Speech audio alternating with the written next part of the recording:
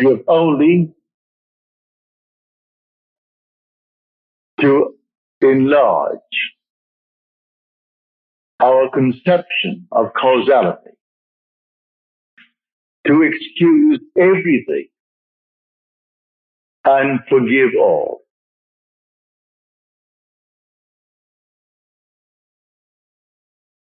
Now let me just state one little thought from Scripture first before we unfold it. As we are told in the 25th chapter of Genesis, in your limbs lie nations twain, rival races from their birth. One the mastery will gain, the younger or the elder reign. The first one is the sense man. I'm now looking at this room and all within it, and that is the sense man. My normal apprehension of corporeal objects, just like this room and the content, I call sense perceived. That which is not present, and yet I perceive them, I call that imagination. That is destined to rule. That is the second man, the Lord from heaven. The first man is of the earth, a man of dust. The second is from heaven. So here we are in this world, and this is the world of this dual state within every child born of woman. And so we have the physical man, the man of dust, and then we have the spiritual man, the man of imagination. That is the immortal man. When I see this picture of the duality of man and how all things are created by this hidden man, I forgive everything in this world that the physical man does. For the physical man is only a state. One being is playing all the parts. The part played by the thief is the same being playing the part of the judge who judges the thief. The part who is the murderer and the murdered, these are parts, but the being within is one. Now let me explain it first in the beginning with a simple story.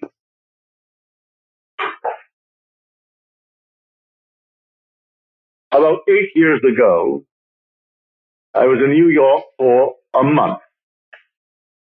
And two of my brothers, Victor and Lawrence, came up and spent 2 weeks with me in New York City. They checked into the same hotel.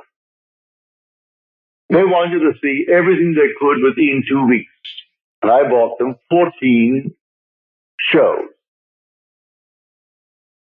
And sometimes they went even to an afternoon show. They wanted to see everything in the crowded 2 weeks. But the one thing my brother Lawrence wanted to see was the new presentation of Aida.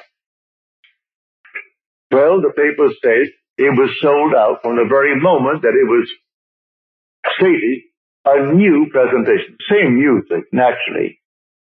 The same score, but new scenery, something new about it. And this captured the imagination of all opera lovers, and they all wanted to see Aida. The one thing he wanted to see was Aida. But the papers had huge big ads. Not one seat is available. Come down and buy a seat for the other show. And this was the old opera house around 40th Street and Broadway. It ran from Broadway to 7th, the old Metropolitan. So this morning we set out. I said, it doesn't really matter. I said, let us go. We have to go down and have lunch anyway. We will go and just see. We got there, and these huge big signs on the outside, no seats for AIDA available. And they were plastered all over the Metropolitan. I went in, and there were 3 lines leading towards the 3 windows, selling tickets for the entire season. And there was no seat for AIDA. I got into the first line. It was a very long line. Then I saw the 3rd line from me moving more rapidly than the first and the second. So I moved over to that line. Then we all moved rapidly forward. As we got to the window, and seemingly no hope of getting tickets. But before I left my hotel room, I simply assumed that I had the tickets for my 2 brothers. I didn't want to go. They wanted to see it. So I assumed that I gave them the ticket. I got into this line and we moved rapidly towards the window. As we got there to the window, a tall, blond man, he must have been 5'11". He must have been about 6'4". He stretched his hand up over my head and diverted the ticket seller as he asked a question. While one in front of me is buying seats not for AIDA, because that's completely sold out. He is buying 2 other seats for some other opera. Then he departed after he diverted the man's attention. This man pushed on some bills under the window. And then, as the teller looked at the money, and this man is at the door now, the tall, blond fellow. And he gave this man the ticket, and then suddenly he said, well, he only gave me $3. He should have given me, and he mentioned the money he should have given me. At that, he was bewildered. The teller was bewildered. I turned around and I screamed at that tall blonde. I said, sir. I screamed so loudly he couldn't stop but be attentive. He turned around and said, come back here. You're wanted. He came back like a little child being led by the nose. He came back and he said, what's wrong? And the man said, this is all that he gave me.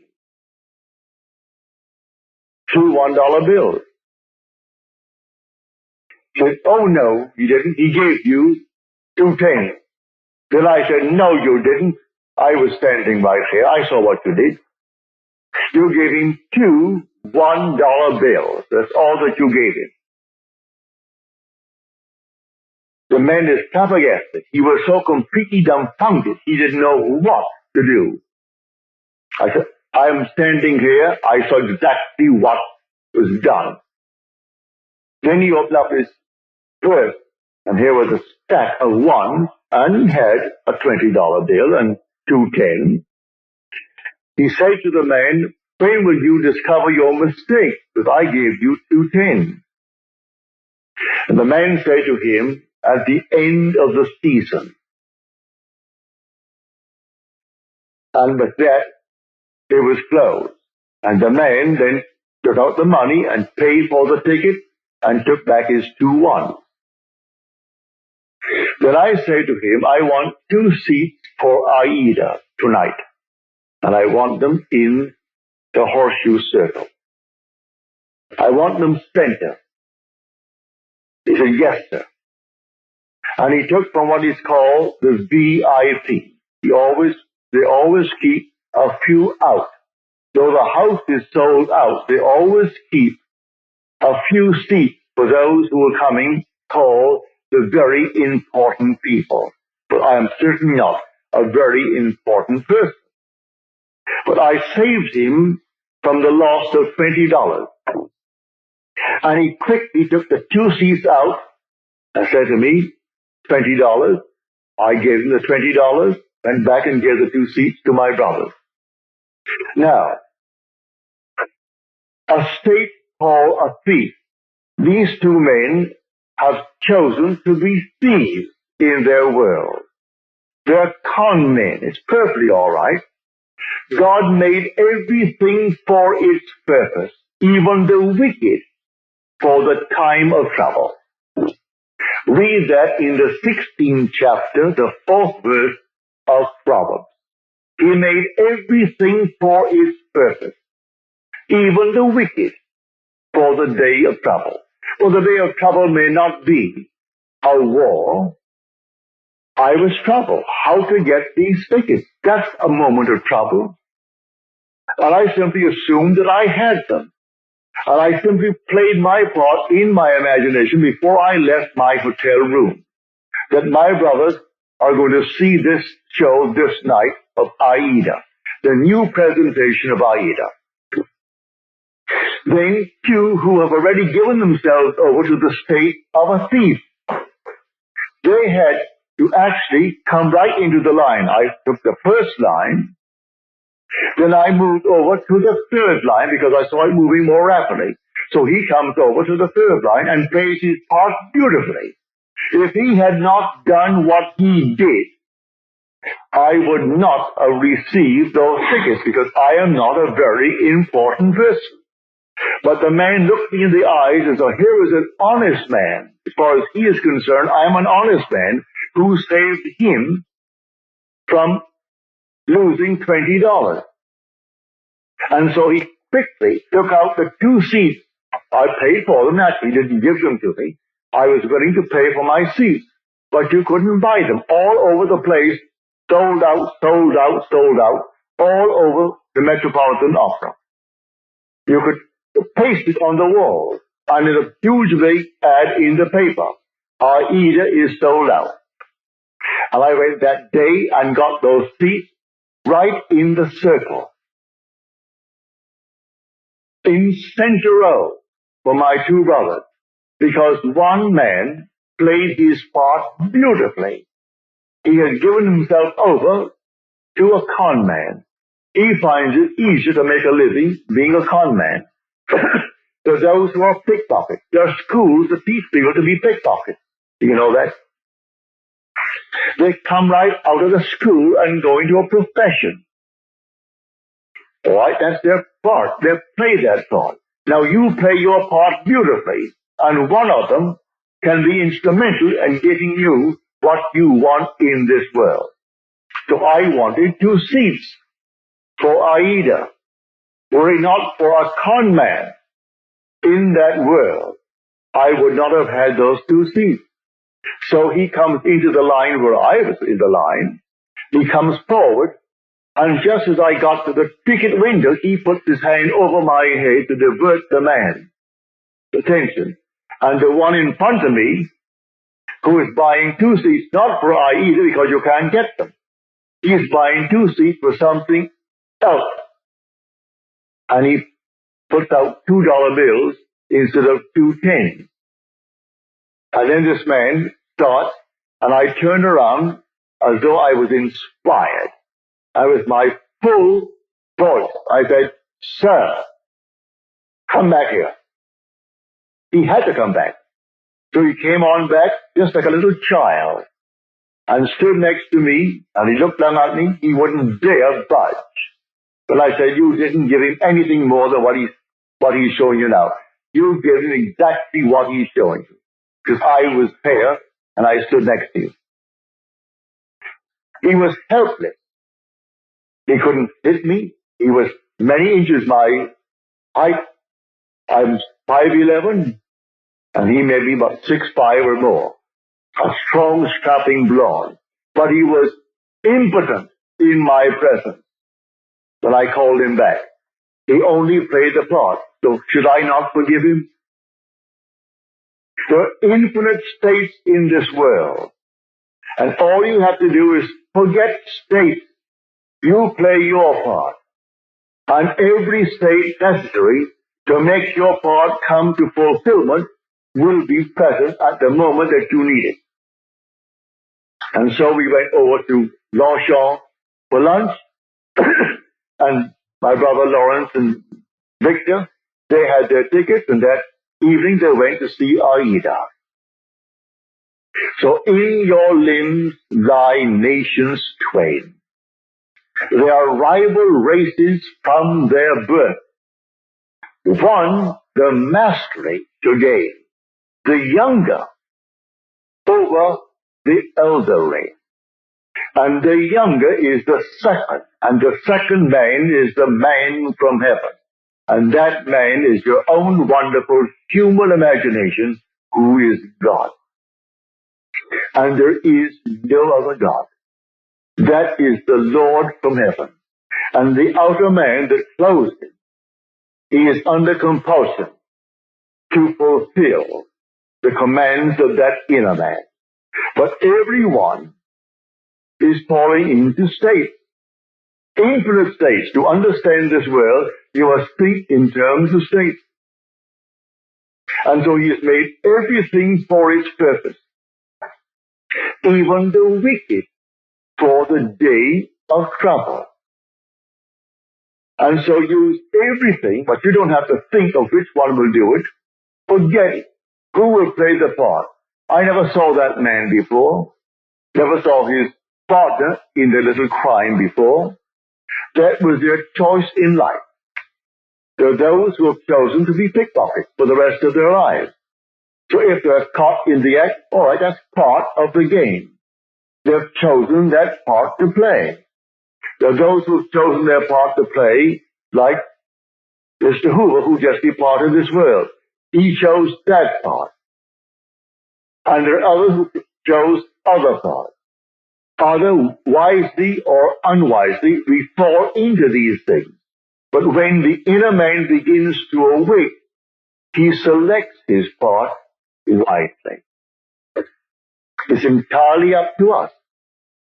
So I tell you, everything in this world that you want to be, you can be, if you know that there are only states.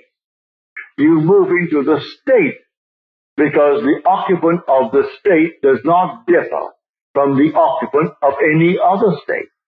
The one who played the part that day of the con man to get 2 tickets for $2 instead of $20 and go on the street and sell them for $15 and make himself a quick few bucks. The same occupant is God. God is playing all the parts.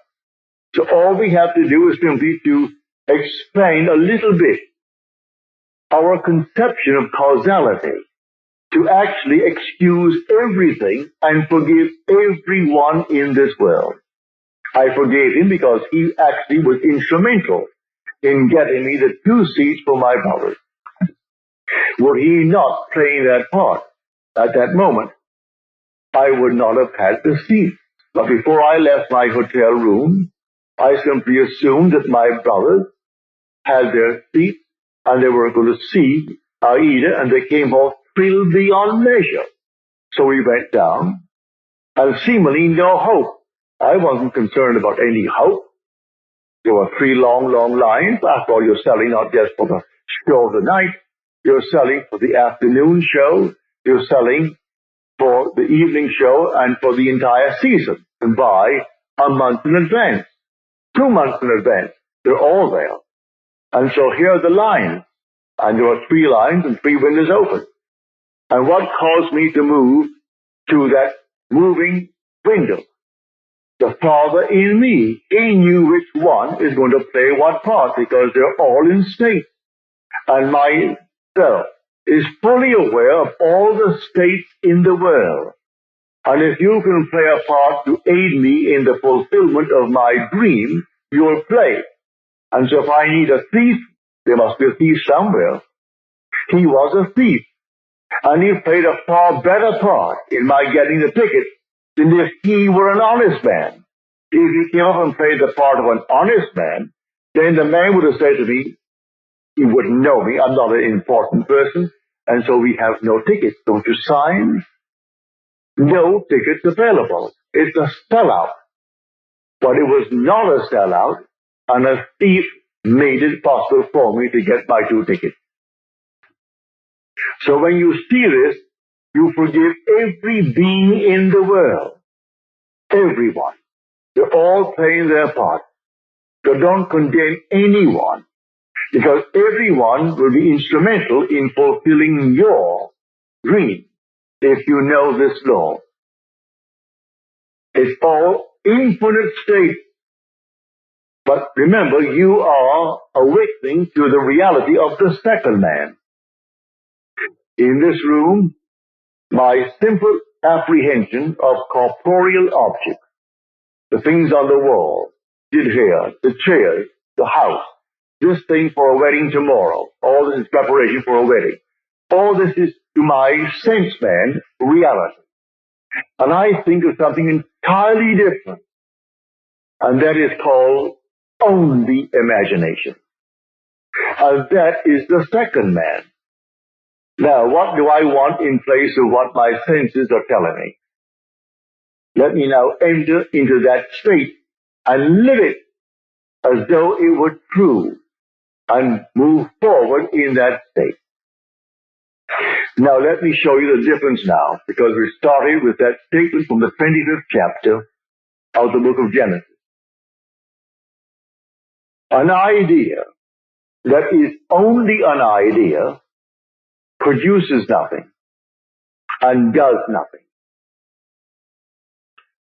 It must be felt, actually felt, so that it awakens within oneself certain sensation, certain motor action in order to be effective. What would the feeling be like if it were true? Dwell upon that until the feeling awakes within you these sensations. For imagination is spiritual sensation. That is the creative being in you. It's not just to entertain an idea. What idea? The idea must produce in you this feeling, which is a sensation. But it must be a feeling. What would the feeling be like if it were true? You dwell upon that until you catch that feeling.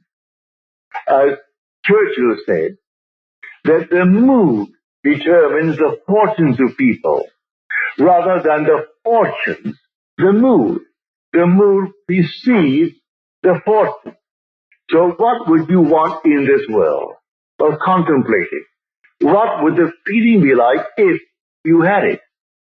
What would it be like if it were true? That is the story of Scripture.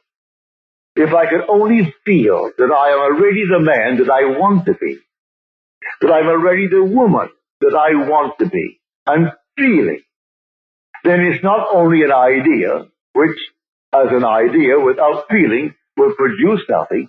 Now it has everything, because in this story he said to the second man, "Come close, my son, that I may feel you." The secret is in the feeling. So Esau went out. He is the first man, covered with hair, the outer man. And Jacob is the inner man, the man of imagination, who is hairless. Isn't two little boys? These are only symbols. It's all in man. So come close, my son, that I may feel you. So he comes close and deceives his father through feeling. So the father feels, and he feels him just to be externally real. You can do it. There is no flower in your hand, but you can feel the soft velvet feeling of a rose. You can smell a rose, though it's not physically present. Try it. Try all these things with the inner man. And when you can actually feel it so that you raise your imagination to the point of sensation, to vision, then the whole thing is done. It's done in a way you do not know it's going to happen. If it takes the thief to aid you, then you forgive the thief. Should I not forgive that man who tried to rob that teller of $20 when he did for me what no one else could do? I could go to all the brokers in New York City and they couldn't get me 2 seats. I could go to anyone and they couldn't get me 2 seats for my 2 brothers. And I wanted them to have the joy of seeing the new presentation of Aida. So I went myself, prepared in my imagination that I had 2 seats. And it took a thief to be instrumental in getting me the seat. Should I not forgive him for the part he played? He went to the door, this tall giant of a man, looked back at me, but he wouldn't have the courage to come up and slap me. There was something in me that dwarfed him in his own mind's eye. So in spite of his height and his bigness and his strength, he couldn't dare strike me, for I was speaking from a different level of consciousness altogether. So I didn't condemn him. He played the part he had to play, and by playing it, I got the seat. So all we have to do is simply to widen, just widen a little bit our conception of causality, to actually forgive all in the world, to excuse everything in the world. They're playing their part. So tonight you want a bigger job, you want more money in this world, you want, and you name it. Well then, it may be a thief who is going to aid you into getting, without knowing he is doing it. Don't judge him, don't condemn him, just simply you go forward knowing that I have ways and means that the physical man knows not of. My ways, the inner man's ways, are past finding out. And you simply go forward in the assumption that you have already achieved what now is only a wish as far as the world is concerned. But you enter into the wish as though the wish is already fulfilled. So what would the feeling be like? Come near, my son, that I may feel you. And so he comes close. He said, come nearer, my son. Then he said to him, you know, your voice is the voice of Jacob. But your hand, your neck, and your scent, you have the feel of my son Esau. Esau is the outer world. So he gives emphasis to feeling. It transcends the voice. The voice was Jacob, but the feeling, the touch, was that of an external world. He could feel the external world. It was a self-deception. He deceived himself into believing that what he desired, he had. It's not 2 little boys born of a woman. All this is parable. The whole story of the Bible is all parabolic. Telling stories that unless you have the depth to understand it, well, then you'll never really. But may I say, you will, eventually you will, and you certainly do understand it now. So tonight is a practical night. Do you know this night what you want? Really what you want? Well, if you do the same thing I did in getting the 2 seats. Do what I did when I was locked out completely from marrying the girl I wanted to marry. I simply assumed that she slept there, I slept there, and I went sound to sleep, and in 1 week, my wife did an act which certainly I must forgive. In the eyes of the world, she's condemned for taking what she did not pay for. And yet, because of that act, I got my freedom. Then who is the culprit? Am I not? If there's any culprit, I am. If there is any culprit in this world, it is God. There is nothing but God. God is doing all in this world. He created everything in this world. And so if in me is the second man, and the second man is my imagination, and that is God.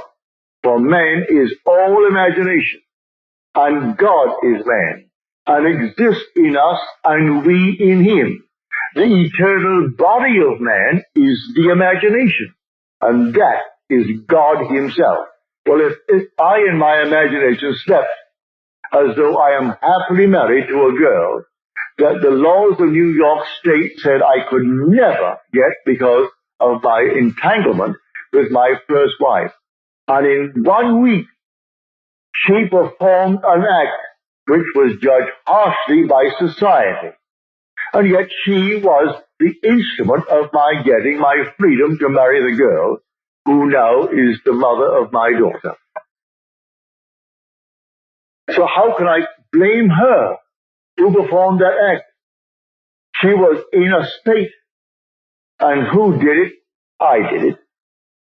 I did it by simply assuming that I was free and happily married to a girl that the state of New York said I could never marry because of the ancient laws that restricted my desire to get a freedom in that state. So you forgive everyone in this world. They all play their part. So in my own case, I have seen thieves.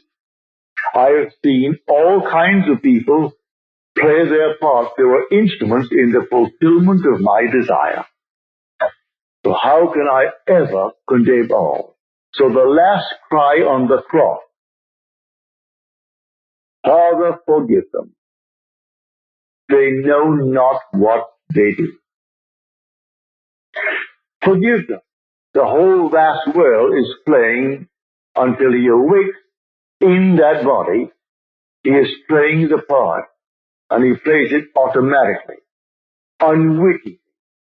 For one who is awake, who knows exactly what he's doing. And so they all play their part. For God in everyone is the same God. There aren't two gods. There's only one God. And that God is your own wonderful human imagination. When you say, I am, that's God. So tonight, you just simply boldly declare that you are the man. You are the woman that you want to be. And walk in that assumption as though it were true. And then let all these sleeping states play their part. May I tell you, in spite of what they appear to be, they are sound asleep. They do not know. He thought he knew what he did. He came right into my line and played his part. I could remain on the first line and waited and waited and waited, and no one would have played that part there. I moved over to the moving line, and here he comes. And so how could I ever condemn him? How could I ever, in any way, feel other than thankful? I would say to him, thank you, because you played the part you had to play like a play. So someone comes in on the play, the curtain goes up, and here comes the monster. And he plays it beautifully. And the audience hisses and condemns. If there's any condemnation of the part, where is the author? Same for the author, for he wrote the part. And the author, if there's any praise, give it to the author. Any condemnation, give it to the author. I know I played a part, a second part, on a play on Broadway. And if I didn't get a hiss when I came on, if they didn't hiss me, I felt I wasn't doing well. But I would say 99% of the time, as I came on and started to play my part, the audience hissed. Then I knew I was really on my toes. I was playing the part well. Because I was a cat in that part.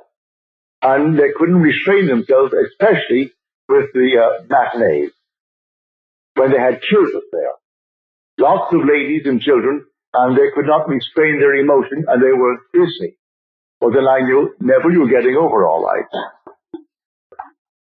So I was thrilled with their hissing, because I was playing only what was written for me to play. So, in this wonderful world of ours, we are infinite states. And everyone is in a state.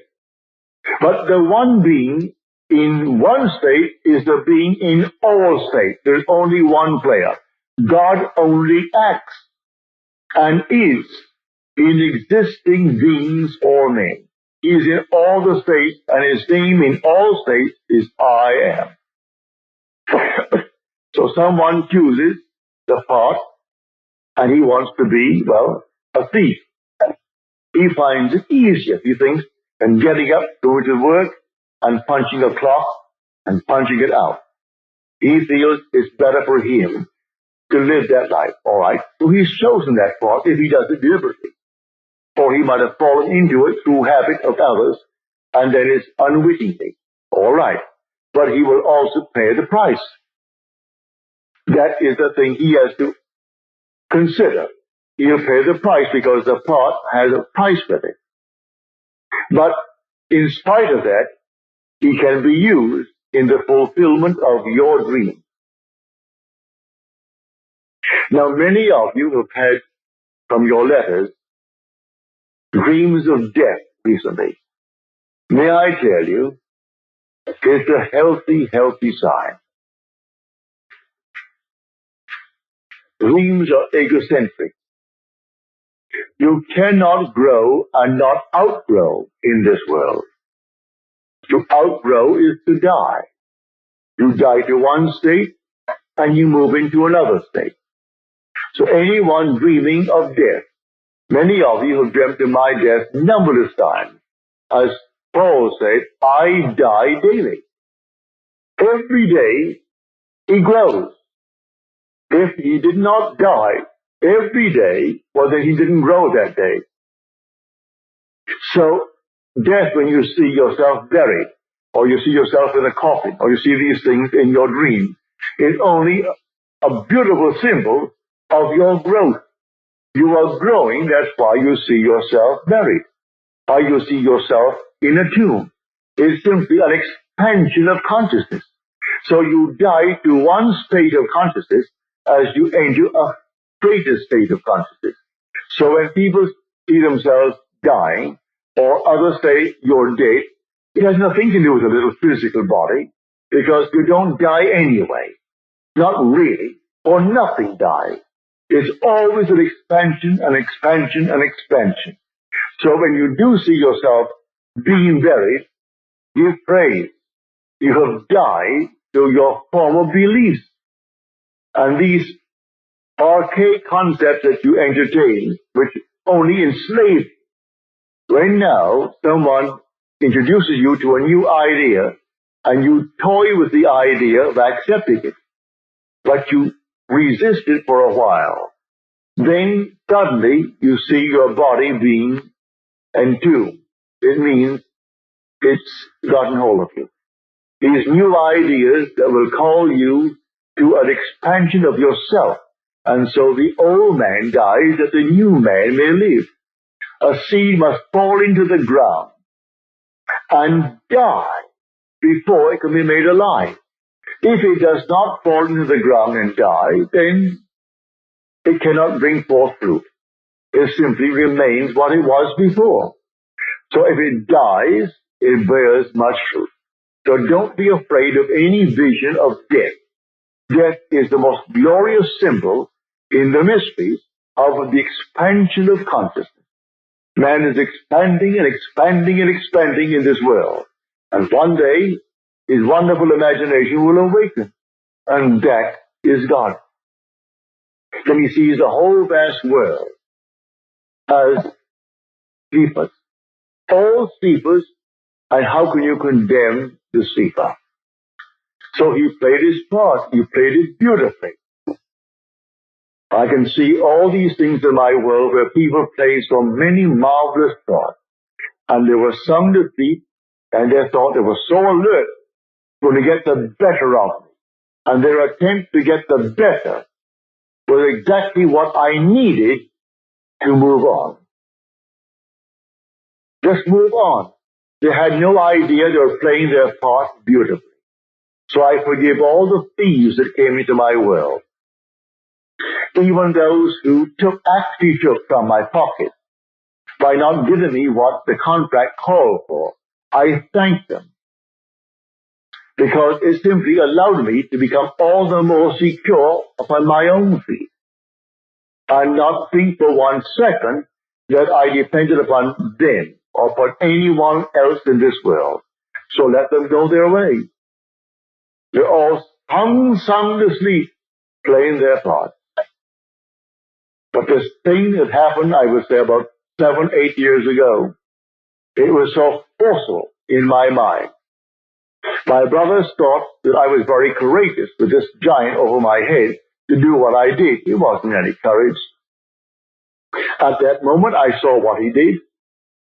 And when I said to him, you didn't do it at all. I saw what you did. You stuck $2 there, and there they are. You didn't give him any $10 bills. He opened up his purse, and I saw all these ones. The was the ones, and then a 20 and a couple of tens at the side. And then he pulled out the tens and gave them and took his 2 ones back. And then he went back to the door with the other partner of his and looked at me as though he could have killed me, but he didn't have the guts to hit me. He couldn't. If I were that big, he could not have struck me, because I was speaking on an entirely different level. And on that level, when I knew I was going to get my seats, that's all that concerned me. Here comes the 2 seats. And the man said, yes, sir. He treated me as though I stood before him as the president. And he thought, now here was an honest man who saved me $20. I'm only playing the part. I only wanted 2 seats that night, because that's all that my brothers could give, because I had all these seats bought for them. All the shows on Broadway at the time within 2 weeks, and they went night after night, and matinees and everything else. Got it right up to their heads in shows. So I'm telling you, if you know of this dual being within you, in your limbs thy nations train. Rival races from their birth. One the mastery will gain. The younger over the elder reign. Now see that younger one actually reigns. And the younger one is your imagination. The older one is your sense man. The facts. These are the facts of life. What is my bank account? And I owe more than the bank account has in it now? Well, now that is Esau's judgment. Now, Jacob puts in 50 times what is there now. In my mind's eye, I deposited 50 times more than is there. How it's going to happen, I don't know. I don't know any more than I knew that day when I started off with the Metropolitan Opera, how I'm going to buy seats. When the papers tells me you can't buy a seat, use big ads, save your time, don't come. All other seats are available, but not for Aida. And I go down only for Aida, and I get them because of a seeming thief played by the part of God. For God plays all the parts in the world. There is nothing but God. And say, I am, that's God. That is the Lord Jesus within you. That is your immortal being that cannot die. He cannot die. That is your eternal self when you say, I am. Imagination is not some big essence. It is a body, a reality, an infinite body that is so perfect when it's awakened, that in its presence everything is made perfect. But while it is awakened, it exercises that power.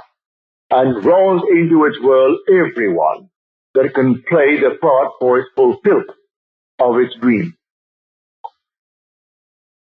So here, I hope you heard it clearly. I hope I made it as clear as I can, because tonight should be a very practical night. That you will go out knowing who you are. You are a dual being. But the first man is of the dust, and to dust he returns. That is the man of earth. The second man is the Lord from heaven, and he cannot die. That's your own wonderful human imagination. It cannot die.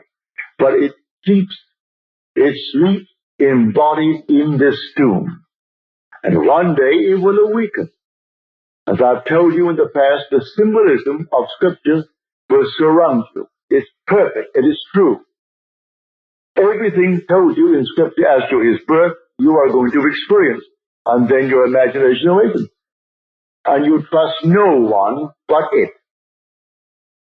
Only this being within you do you really worship. Let them give all the medals and all the honors to this, that, and the other, to the little earthly man. It doesn't interest you.